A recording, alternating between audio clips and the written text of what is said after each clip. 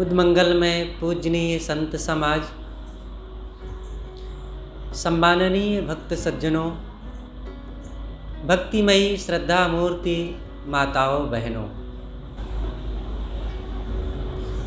हमारा जीवन परिवर्तन की धारा में है। जिन चीज़ों से, जिन लोगों से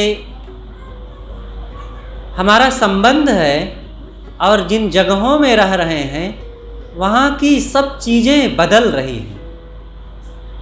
भंवर जाल में आसन माड़ा, चाहत सुख दुख संग न छाड़ा। सद्गुरु कबीर कहते हैं कि भंवर जाल में तुम अपना आसन जमाए हो, यहाँ स्थिरता की आशा न रखो। भंवर जाल का मतलब जैसे पानी में भंवर उठती है, नदी बहती है तो बीच बीच में उसमें भंवर उठती है, और उस भंवर में कोई आसन लगा के बैठना चाहे तो बैठ पाएगा? नहीं बैठ सकता है। ऐसे ये संसार में चारों तरफ उथल पुथल है, ये भंवर जाल है। यहाँ आप कोई चीज में अस्थायित्व चाहें, संभव नहीं है।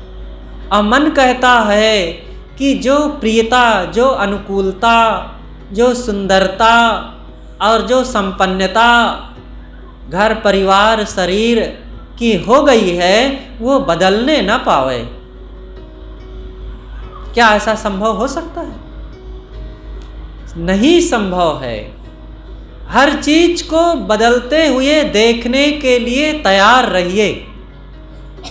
कितने लालों को पाले पर सूना ही आंचल है, जग को समेट कर रख लें ऐसा किसमें संबल है। अनादिकाल से अब तक न जाने कितने पुत्र पौत्रों को जन्म दिए, पाले पोसे प्यार किए, आज कोई साथ में है? अब तक कितना धन कमा कमा करके इकट्ठा कर चुके, आज देखिए कुछ है आपके साथ? बचपन से अब तक कितने लोग मिले, प्यारे प्यारे लोग मिले, बैर विरोध करने वाले भी मिले, कोई है आज साथ? सब बदल जाता है। इस बदलाव भरे संसार में हम कोई चीज को पकड़े रखना न चाहें, और उसी में अनुकूलता मिल जाए तो मार फूल के गरगज न बने। क्षण में वो बदल जाएगी। आज फूलेंगे उसके कारण तो कल वो निश्चित ही छूटना ही है, और छूटेगी तो फिर आप उतना ही दुखी भी होंगे।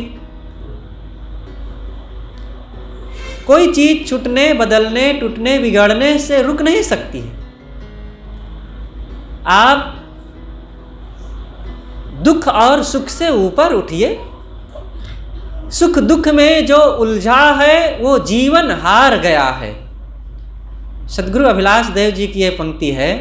साहब कहते हैं कि सुख दुख में जो उलझा है वो जीवन हार गया है, और जिनको सुख दुख झूठे हैं वो भव से पार गया है।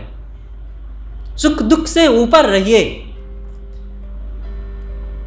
जैसे हवाई जहाज में जब आप चलते हैं तो जमीन पर यहाँ की नालियाँ, सड़कें, पेड़ पौधे, पशु पक्षी, नर नारी सब कितने बौने दिखते हैं ना।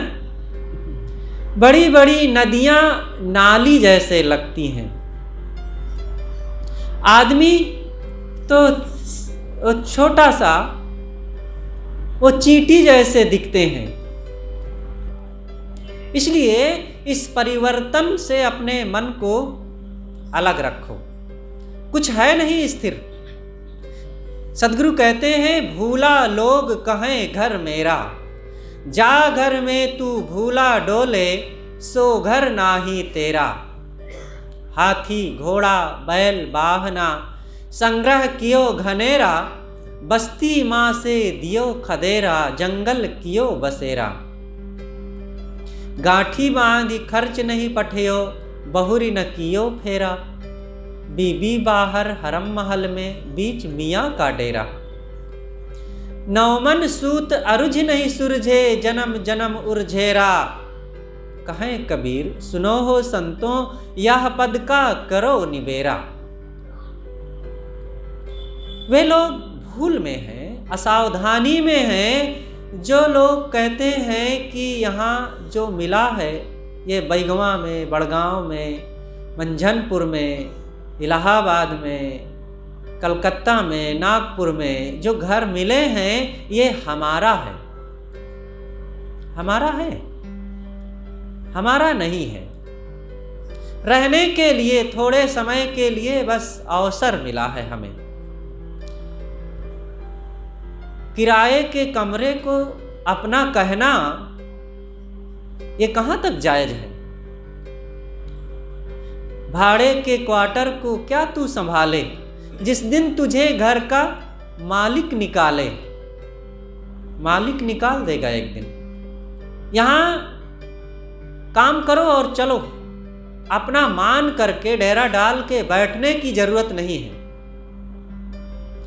तो साहब कहते हैं कि भूला लोग कहें घर मेरा।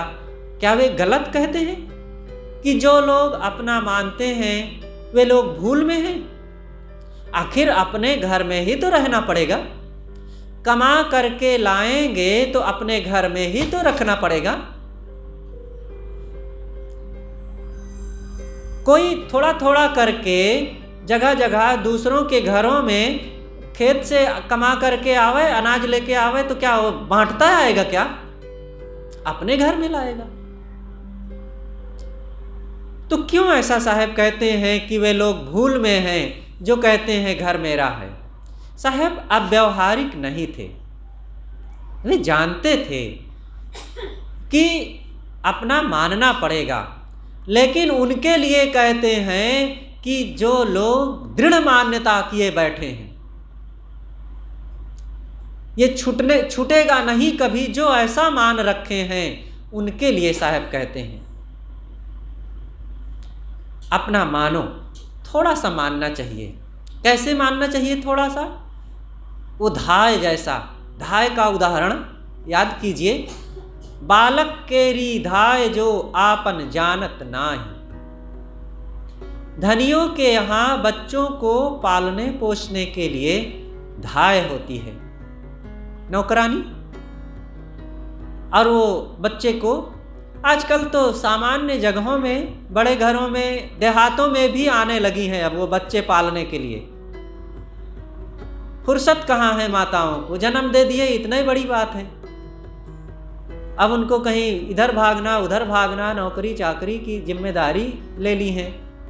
अब बच्चे पालने के लिए, उनको मालिश करने के लिए कितनों को तो आता भी नहीं, और आता है तो फुर्सत नहीं, मन भी नहीं, तो नौकरानी रख लिए, हो गया। पैसा है, हम उनको पैसा दे देंगे ना, पैसा तो चाहिए उनको। तो धाय आती है बच्चे को पालने के लिए, सेवा करने के लिए, तो सब काम करती है। लेकिन जब मालिक कभी नाराज होता है तो उस धाय से कह देता है कि देखो तुम अपना अब हिसाब ले लो, तुम चली जाओ यहाँ से। वो पैसा ले लेती है, चली जाती है। अब वो बच्चे के लिए रोती नहीं है। 4 महीना से 8 महीना से बच्चे को मैं पाल रही थी, और वही बच्चे को मैं खिलाती थी, खिलाती थी, प्यार करती थी, सीने पर सुलाती थी।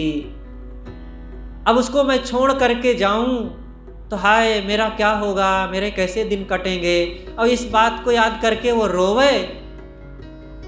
ऐसा नहीं होता। वो रोती नहीं है, अपना मानती ही नहीं है। बालक केरी धाय जो आपन जानत नाही। इसलिए ये जो मिलने वाले लोग और इनको मान लिए कि ये साथ मेरे हैं, कभी छूटने वाला नहीं है, तो ये अपने मन में हमारी अनेक मान्यताएं बन जाती हैं जो कि ये मेरा है, मेरा नहीं है। अगर मेरा होता तो इन्हीं गांवों से, इन्हीं नगरों से, इन्हीं जगहों से ये छोड़ छोड़ करके लोग क्यों जाते? मेरा है ऐसा मूढ़ जन्म भर करता, एक दिन मिट्टी के नीचे वह पड़ा पड़ा है सड़ता। वो कहाँ गए जो आज दिख नहीं रहे हैं? वे भी मेरा मेरा कह रहे थे। हम भी कब तक कहेंगे? इसलिए ये मेरा मेरा की आदत नहीं होनी चाहिए। वर्तमान में कर्म करो, पुरुषार्थ करो अपने मन की वासनाओं को मिटाने का, स्वभावों को बदलने का, मन के कर्मों को पवित्र करने का। ये जो थोड़ा सा अवसर है, ये मेरा मेरा करने के लिए हमें नहीं मिला हुआ है। इस अवसर का हमें लाभ ले लेना चाहिए। कितना बढ़िया अवसर है, अच्छी संगति मिली हुई है, संत गुरुजन मिले हुए हैं, और कुछ बुद्धि भी थोड़ी थोड़ी देखो है, समझदारी है, तभी ना यहाँ तक आए हैं कि चले सत्संग में संतों से कुछ सीखें, दर्शन करें। जीवन में एक पवित्रता भी है काफ़ी कुछ। अब इसी को और बढ़ाओ, बढ़ाने से बढ़ता है। जितनी लगन रखेंगे, जितना इधर मेहनत करेंगे और जितना विवेक विचार में रहेंगे, कुसंग का जितना त्याग करेंगे, उतना हमारा जीवन और बदलता जाएगा। तो सद्गुरु कहते हैं, भूला लोग कहें घर मेरा। भूल ना करो, भूल मिटाओ। भूल कैसे मिटती है? भूल जन्मों जन्मों की भूल है। ये भूल के कारण ही हमारे पास दुख पर दुख टूटते रहते हैं। आए दिन दुख जो आ रहे हैं, खाने में भूल कर बैठे, देखने सुनने में भूल कर बैठे, मिलने जुलने में भूल कर बैठे, और अनेक ढंग से उसको गिनाया नहीं जा सकता। और इन सारी भूलों का खामियाजा कौन भोगेगा? कर्ता को ही कार्य का परिणाम मिलता है। गाय के पास ही उसका बछड़ा जाता है। चाहे जितनी गायें हों, लेकिन वह अपनी माँ को पहचान लेता है। इसी प्रकार अच्छे या बुरे जो भी कर्म हम करेंगे, वो हमारे पास ही आएंगे, किसी दूसरे के पास नहीं जाएंगे उसके परिणाम। इसलिए अच्छे कर्म करो, अच्छे कर्म करने की प्रेरणा भी दो अपने बच्चों को, अपने पतियों को, अपनी देवियों को। सदैव स्वयं अच्छे रहो, अच्छी सलाह दो। स्वयं सदाचारी बनो, सदाचारी बनने के लिए सलाह दो, प्रोत्साहित करो। यह बहुत बड़ा पुण्य है। ज्ञान दान, सदाचार का दान दो, निर्भयता का दान दो, ज्ञान विवेक विचार और भक्ति का दान दो। ऐसा दान आपको खुशियां देगा, अस्थाई खुशियां देगा, और दूसरों को भी देगा। आप रुपया पैसा दे दें, कपड़ा लत्ता दे दें, ठीक है, यह भी देना चाहिए जरूरतमंदों को, लेकिन ये कितने दिन चलेगा? अगर आप जीने की कला दे देते हैं, अच्छे संस्कार स्वभाव दे देते हैं, और उनके जीवन में पवित्र सद्गुण सदाचार का बल भर देते हैं, तो आपने बहुत कुछ उनको दे दिया। इसलिए हमें इन चीज़ों की तरफ ध्यान देना चाहिए। तो अपने जीवन को हम बदलें। यहाँ कितने दिन हम इन प्राणी पदार्थों के साथ रहेंगे? तो ये भूल को छोड़ देना चाहिए कि ये सब मेरा है, बस जितने दिन हैं इनका लाभ ले लें। है और नहीं कुछ, छोड़ छोड़ कर चले गए बहुत लोग, और हम भी तैयार रहें। और तैयार ना रहें तो भी क्या है, क्या यहाँ बैठे रह जाएंगे?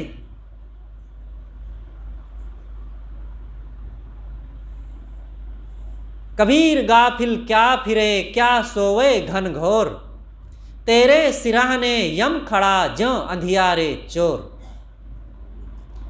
घनघोर निद्रा में हम सो रहे हैं। सदगुरु कबीर कहते हैं कि तू क्या असावधान होकर के घोर निद्रा में सो रहा है। अरे तुम्हारे सिरहाने पर ही यम खड़ा हुआ है, यमराज, और तुम उसी के आसपास मड़रा रहे हो। तुम देख नहीं रहे हो उसको। अब वो दांत पीसते हुए खड़ा है और कहता है कि बस ठीक है, तेरा समय निकट आ रहा है, और हम उसको देख नहीं पाते।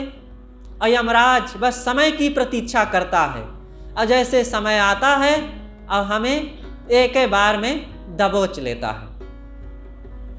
इसलिए इन प्राणी पदार्थों को लेकर के इनमें अपने मन को कहीं मोह में डुबाओ मत। कौन चीज़ें हमारे साथ ये बनी रहेंगी, यहाँ सब छूट रही हैं। तो सदगुरु कहते हैं भूला लोग कहें घर मेरा, जा घर में तू भूला डोले सो घर नाही तेरा। जिसमें तू असावधान होकर के गफलत में, मोह में, आसक्तिवश इधर उधर घूम रहा है और सबसे अपनी धन रुपए पैसे जमीन मकान की डींगे हाँक रहा है कि मेरे इतना मेरे उतना है, सो घर नाही तेरा। वो तेरा नहीं है, उपयोग करने के लिए है। कर लो उपयोग। अब कैसे करना है आपके ऊपर निर्भर करता है। 4 दिन के लिए है, अब बढ़िया से करोगे अनासक्ति पूर्वक तो वर्तमान ठीक रहेगा और भविष्य ठीक हो जाएगा। देखिए, जब हम अच्छे कर्मों में लगते हैं, पवित्र विचार से अनासक्ति पूर्वक कर्म करते हैं, तो काम 1 फायदा 2 हो जाता है। कैसे? आम के आम गुठलियों के दाम कैसे हो जाते हैं? जब हम वर्तमान में अच्छे कर्म करते हैं तो काम तो होता ही है, वर्तमान में हमारे मन में बड़ी निश्चिंतता, प्रसन्नता, आनंद की लहर छाई रहती है। वर्तमान में काम भी हो जाता है। एक लाभ तो ये हुआ, और दूसरा लाभ, अहेतुकी लाभ यह हुआ कि इसी पवित्रता, इसी सुधार के आधार पर भविष्य का सारा समय हमारा पवित्र हो जाता है। और इतना ही नहीं, अगर यही वर्तमान को सुधारते सुधारते पूरे जिंदगी में हम सावधानी बनाए रखें तो भविष्य क्या, अगला जन्म भी आपका सुधर जाएगा। क्या चाहते हैं आप? आनंद ही तो चाहते हैं, सुखी होना ही तो चाहते हैं। तो कौन सा सुख चाहते हैं?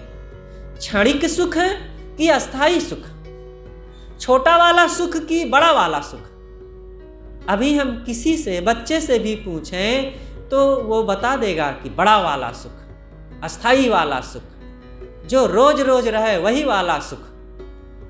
तो किसमें है वो?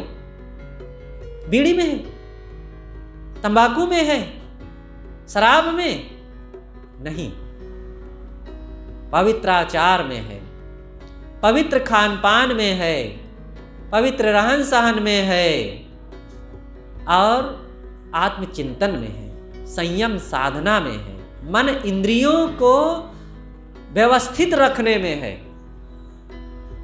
तो हम यही काम करें जिससे बड़ा सुख मिले। आज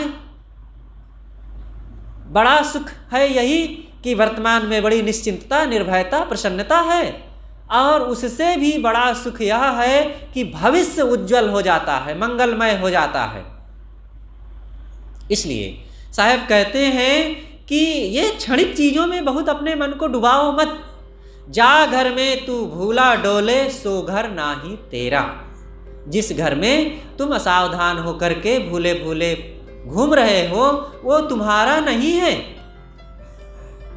इन बाल बच्चों में बहुत मोह ना करो, ये तुम्हारे नहीं है।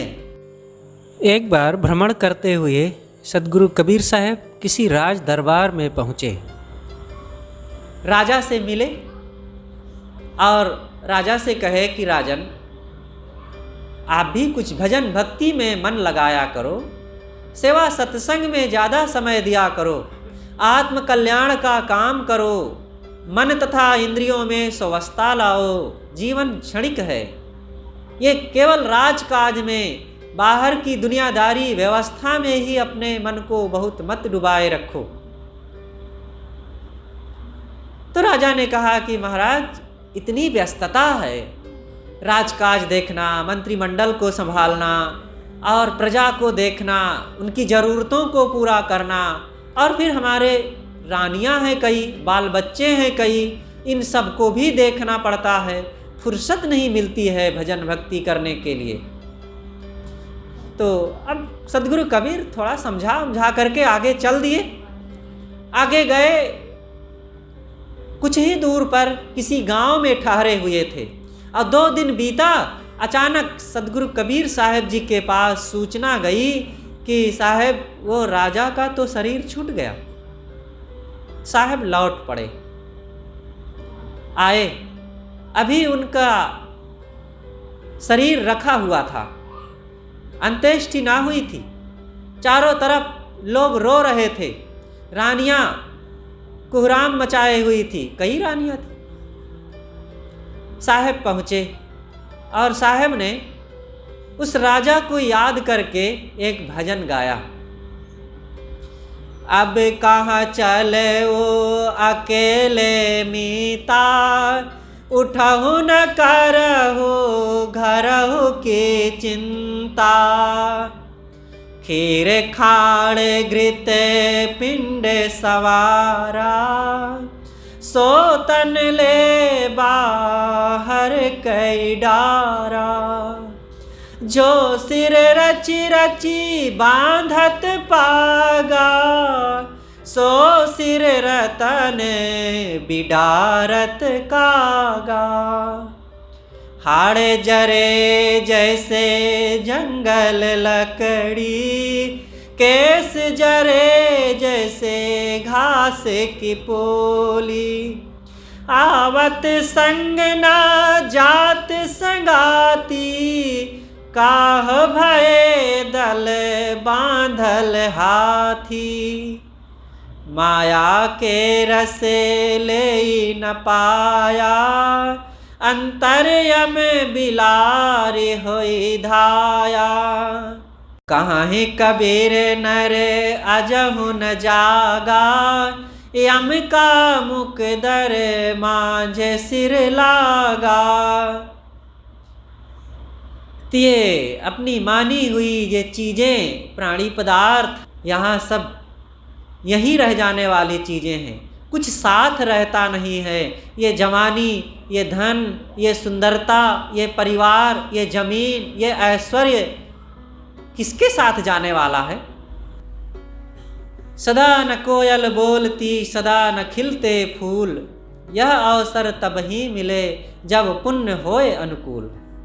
जाघर में तू भूला डोले सो घर ना ही तेरा, हाथी घोड़ा बैल बाहना, बाहना कह करके साहब सब की याद मानो दिला देते हैं। वाहन माने किसी भी वाहन पर चलने का साधन। पहले का जमाना होता था, लोग घोड़े की सवारी करते, हाथी की सवारी करते, और भी अनेक जानवर होते हैं, अनेक और साधन होते हैं। उन सबको साहब वाहन कह करके मानो सबकी याद कर लेते हैं। आज के ज़माने में साहब होते तो वे कहते कि गाड़ी, मोटर, कार, हवाई जहाज़, ट्रेन आदि जो तुम बहुत व्यवस्था कर रखे हो, ये तुम्हारे साथ नहीं रहेंगे। अरे एक दिन वह समय आएगा कि बस्ती माँ से दियो खदेरा, जंगल कियो बसेरा।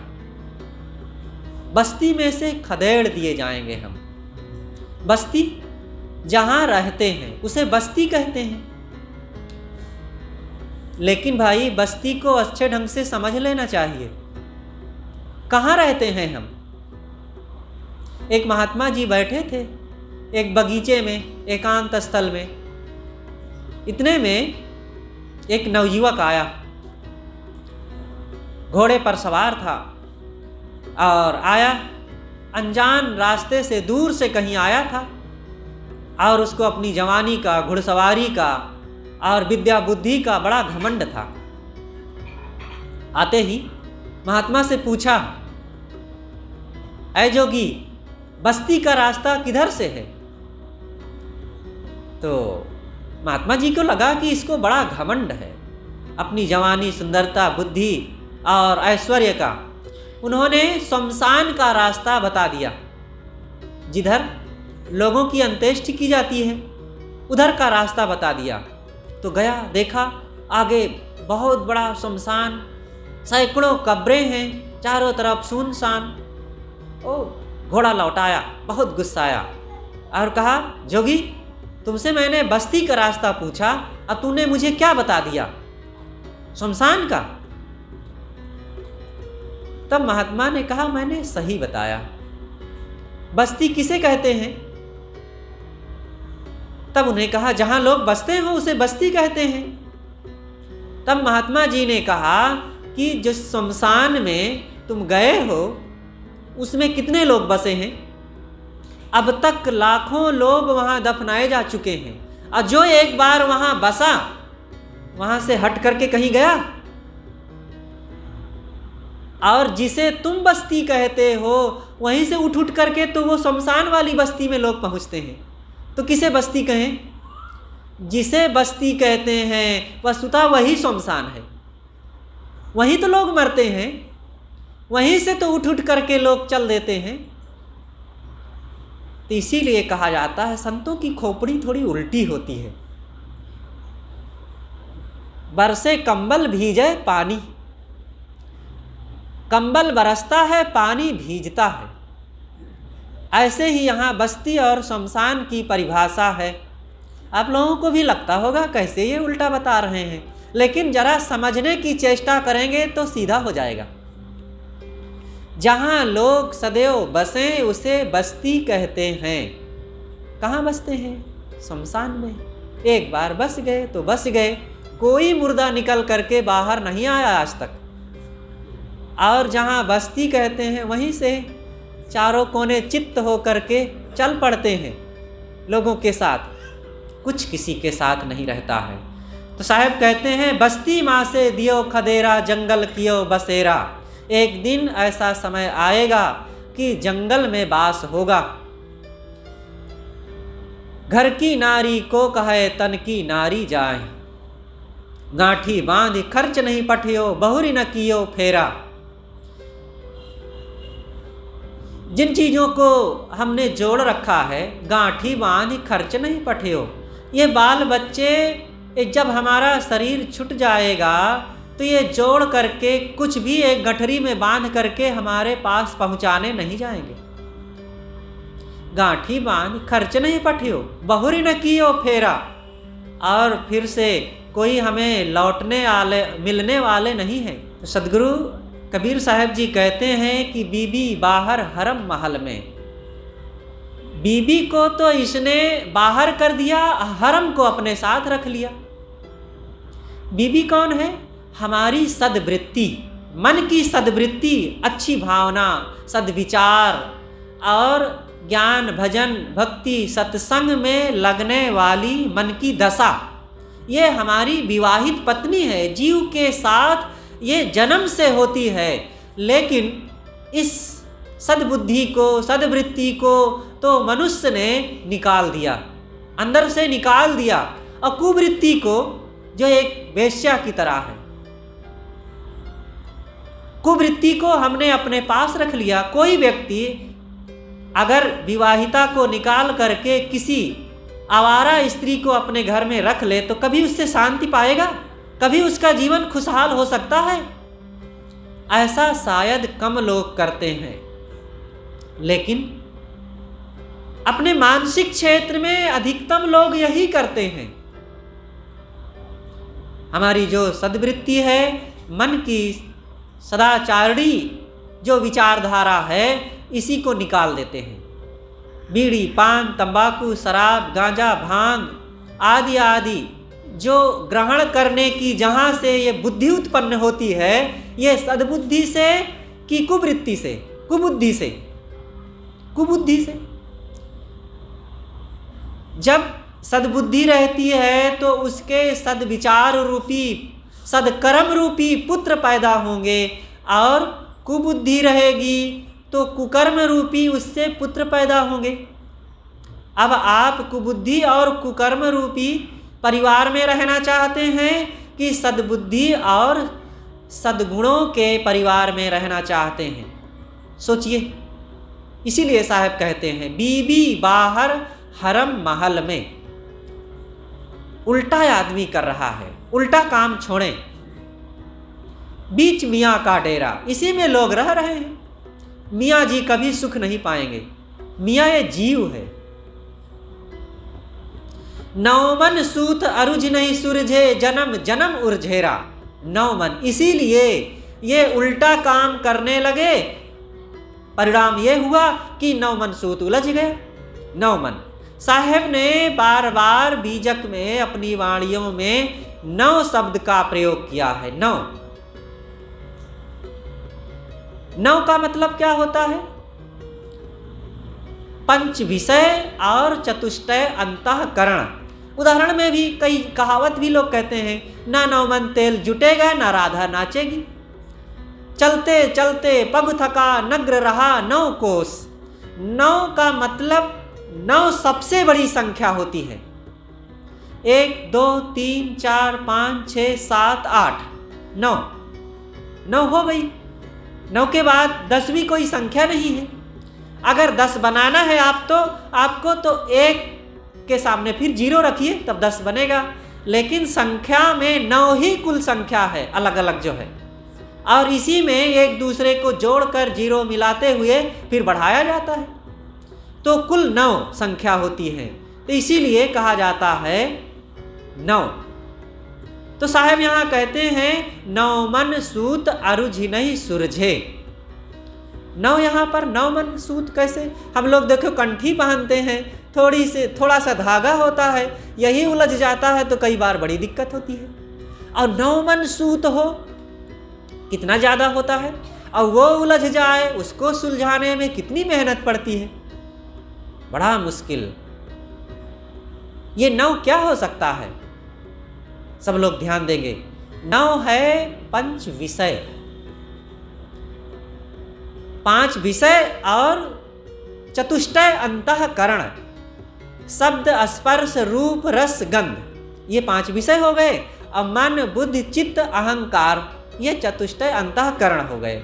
और ये हो गया 9, 5 4 9। और इसी में हर इंसान उलझा हुआ है। पंच विषय में कैसे उलझ गया? 5 विषय के आधार क्या हैं? आप लोग सत्संग में आते हैं बराबर, इसमें कितने लोग होते हैं जो बराबर हर प्रथम तारीख को आते ही हैं? तो जब आप आते हैं, संतों के विचारों से परिचित हैं, तो सदगुरु कबीर के संदेशों को और जीवन के उन मौलिक विचारों को भी जरा ठीक से समझिए। तो वो पंच विषय के 5 विषय मैंने जो बताया, शब्द स्पर्श रूप रस गंध, इसके आधार क्या हैं? इसके आधार हैं 5 ज्ञानेंद्रियां। और ज्ञानेंद्रियां क्या हैं? वो आपके सबके पास है। आँख, नाक, कान, जीभ, त्वचा, चाम जिसे कहते हैं, ये 5 ज्ञानेंद्रियां हैं। और इन्हीं ज्ञानेंद्रियों के माध्यम से एक एक इंद्री का एक एक विषय है। जैसे आँख का विषय है रूप,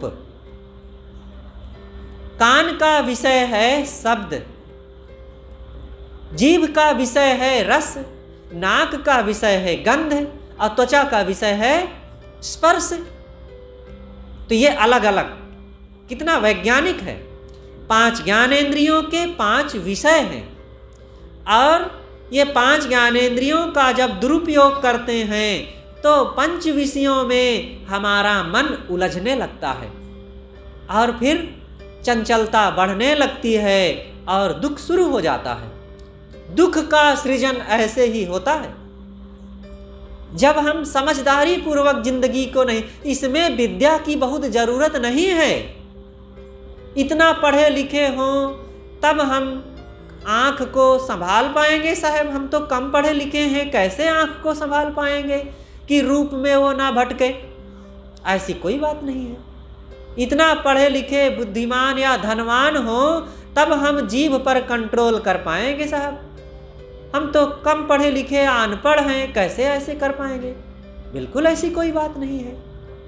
आप अपने जीवन को सुखी बनाने के लिए पूर्ण सबल हैं, सक्षम हैं। किसी भी हालत में आप अपने को ठीक कर सकते हैं, असुखी बना सकते हैं। तो साहब जो कहते हैं कि नौ मन सूत अरुझ नहीं सुरझे, तो इन 5 विषयों में हमारी जो इंद्रियां हैं गलत कर्म करने लग गई। इसी का परिणाम ये हुआ कि हम किंकर्तव्य मूढ़ होकर के उल्टा पलटा जो कुछ मन आया सब करते गए। और हमारा खान पान, रहन सहन, देखना सुनना और सब कुछ गंदा हो गया। और इसका परिणाम कौन भोगेगा? खुद हम भोगते हैं। और दूसरी चीज है अंतःकरण। अब देखिए, इन जो 5 ज्ञानेंद्रियों को बाह्य करण भी कहते हैं। 5 ज्ञानेंद्रियां को क्या कहते हैं? बाह्य करण। करण कहते हैं साधन को, और बाह्य माने बाहरी, बाहर जानने के साधन को बाह्य करण कहते हैं। आंख से क्या देखते हैं? बाहर का रूप देखते हैं। कान से क्या देखते हैं? आत्मा को सुनते हैं? नहीं, कान से बाहर की आवाज को सुनते हैं। त्वचा से बाहर के स्पर्श को ग्रहण करते हैं। जीभ से बाहर के तत्वों को खाते चखते हैं, उसके स्वाद को ग्रहण करते हैं। इस प्रकार ये बाह्य करण है, इसे बाह्य करण कहते हैं। और फिर अंतःकरण, तो अब इधर ये बाह्य करण 5 ज्ञानेंद्रियां हो गई, और अंतःकरण है मन, बुद्धि, चित्त, अहंकार। और इन चारों साधनों को मतलब अंतः माने भीतरी, करण माने साधन, अपनी संवेदनाओं को जानने का साधन अंतःकरण है। अब मन से ही तो हम अंदर की बात को जानते हैं कि मुझे ये करना है, ये नहीं करना, ये पसंद है, ये नहीं पसंद है, ये अच्छा है, ये बुरा है, यहाँ मुझे जाना है, यहाँ नहीं जाना है, वो बहुत प्यारा है, वो बहुत खराब है। ये जो रात दिन सोच रहे हैं, ये कहाँ से सोच रहे हैं? आँख से कि कान से कि नाक से? बाह्य करण से नहीं, अंतःकरण से। और अंतःकरण में भी अलग अलग भेद हैं। मन से किसी चीज को सोचते हैं। जैसे एक आवाज आई, तुरंत मन ने पकड़ा, वो आवाज आई, तो मन ने पकड़ लिया, आवाज आई। लेकिन आवाज किसकी है? अब ये तर्क उठता है। अब तर्क का काम दूसरे का हो गया, अब ये बुद्धि का काम आ गया। मन ने आवाज को ग्रहण किया, लेकिन अब ये आवाज किसकी है? ये बुद्धि का काम शुरू हो गया। बुद्धि ने तर्क उठाया, मन के बाद बुद्धि, तब चित्त ने खोज करना शुरू कर दिया। तब उसने खोजा तो पता चला कि कोई गाय के गले में बंधी हुई घंटी की आवाज़ है। उसने, चित्त ने निर्णय दिया, खोज किया कि गाय के गले में बंधी हुई घंटी की आवाज़ है। लेकिन अभी भी संदेह है, हो सकता है कि कोई व्यक्ति हाथ में लेकर के घंटी बजा रहा हो। लेकिन अब अहंकार आके कह दिया, नहीं नहीं, गाय के गले की ही आवाज़ है, उसमें बंधी हुई घंटी की ही। ये अहंकार का काम है। अहंकार का मतलब स्वीकार कर लेना। इस ढंग से ये चतुष्टय अंतःकरण काम करते हैं। सबके पास है ये मन, बुद्धि, चित्त, अहंकार है सबके पास। लेकिन इस पर विवेक ना करने पर, विचार ना करने पर, सबका उपयोग करते हुए भी इससे लाभ नहीं ले पाते हैं हम। आँख, नाक, कान का सब तो उपयोग करते हैं, लेकिन इस पर संयम रखना चाहिए। इन पर कंट्रोलिंग रखनी चाहिए, सावधानी रखना चाहिए, क्या देखना क्या नहीं देखना, क्या खाना क्या नहीं खाना, किनके पास बैठना उनकी बात सुनना, किनके पास नहीं बैठना ना सुनना। इन बातों का जब ध्यान नहीं होता है तब बेतरतीब हम कुछ भी करते चले जाते हैं और हमारे जीवन में सब अच्छा बुरा सब घालमेल होता जाता है और कुछ नहीं लाभ मिलता है। इसलिए सज्जनों और देवियों, हम अपने जीवन को परखें और समझें। तो सद्गुरु कहते हैं, नौ मन सूत अरुझ नहीं सुरझे, जन्म जन्म उर्झेरा। जन्मों जन्मों से यह सूत उलझा हुआ है। मन का जो उलझाव है आज कोई नई बात नहीं है, जन्मों जन्मों से ये उलझन है और इस उलझन को हम मिटावें। आज ये अवसर है, जैसे पूर्व प्रवक्ता ने अभी कहा है, यह अवसर नहीं चेतहु प्राणी, अंत कोई नहीं तेरा। इस अवसर आज मानव जीवन में इतना बढ़िया सुनहले अवसर में अगर ना चेते तो कब जगेंगे? तब चेतिहो जब तजिहो प्राणा। इसलिए साहब जो कहते हैं कि जगो और सावधान हो। आज इस सुनहले अवसर को, इस घड़ी को आज हमें सावधान होना चाहिए। मानव तन ऐसा जो मिला हुआ है सुयोग्य, ऐसा सुंदर समय, इसको पाकर के हमें भजन और भक्ति, सत्संग और सदाचार में हमें इस समय को लगा करके आत्म कल्याण का काम करना चाहिए। तो अंतिम में सद्गुरु कहते हैं कि कहें कबीर सुनो हो संतो, यह पद का करो निबेरा। यह पद, ये तो एक 8 पंक्तियों का एक पद है, तो क्या इसका जो मनन कर ले, याद कर ले, गा दे, बोल दे तो उसका कल्याण हो जाएगा, निबेरा, उसका निर्वाण हो जाएगा, निर्वाण प्राप्त हो जाएगा, मुक्त हो जाएगा? नहीं। इस रहनी को जो अपनाएगा, इस दशा में जो ठहरेगा, अपने जिंदगी को जो ऐसा बनाएगा, उसका कल्याण होगा। इसलिए हम ऐसी बातों को, ऐसे विचारों को और ऐसे सत्संग को, ऐसी संगति को अपना करके समय दें, मन दें। और जब विचार करेंगे, चिंतन करेंगे, केवल 1 महीना में 1 दिन और 2 घंटे के लिए आप सत्संग में आ जाएं, इतना पर्याप्त नहीं है। ये जो 2 घंटे का समय है, आप इसको अपने जो 30 दिन का समय है उसमें और बढ़ाइए और इन विचारों को वहाँ उपयोग कीजिए। जैसे आप जब खाते हैं तो एक दिन में कितने मिनट खाते होंगे? कुल मिला लीजिए आप 3 बार खाते हैं और एक बार के खाने में आप 20 मिनट मान लीजिए, तो एक दिन में 1 घंटा खाने में समय लगता है। और रात और दिन मिला करके एक दिन का कुल कितना टाइम होता है? 24 घंटा। 1 घंटा आप खाते हैं, इसलिए खाते हैं कि 23 घंटा आपकी कार्य शक्ति बनी रहे, है ना? 1 घंटा इसलिए खाते हैं कि 23 घंटा आप काम करने में शरीर आपका सक्षम रहे।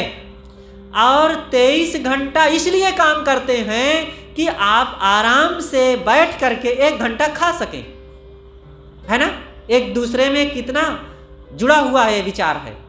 इसलिए खाते हैं 1 घंटा कि काम करने लायक आप रहें, और इसलिए काम करते हैं कि 1 घंटा बैठ के खा सकें। इसी प्रकार आप अपनी ज़िंदगी से इसको जोड़िए ना, सत्संग को। सत्संग में इसलिए जाते हैं कि 30 दिन का व्यवहार हमारा बढ़िया आनंदमय मधुमय बना रहे, और 30 दिन इसलिए सुंदर व्यवहार करें ताकि सत्संग में चल करके 2 घंटा बैठ करके हम आराम से ज्ञान की बातों को ग्रहण कर सकें। अब अगर आपके 30 दिन के व्यवहार विवाद में, कलह में, मोह राग द्वेष में भरे हुए हैं तो आप सत्संग का भी लाभ नहीं ले पाएंगे। और सत्संग का लाभ नहीं ले पाएंगे तो वहाँ तो जीवन में दुख तो भर ही जाएगा। इसलिए दोनों को संभालना पड़ेगा। तो इस ढंग से हम अपने जीवन को संभालें और कल्याण की दिशा में आगे बढ़ करके इस जीवन को सफल करें। हमारे बीच परम पूज्य साहिब जी विराजमान हैं। आपसे मैं कार्यक्रम के अंत में करबद्ध निवेदन करता हूँ कि अपने ज्ञान गंभीर विचारों से कृतार्थ करने की हम सबको कृपा करें। बोलिए सद्गुरु देव की जय।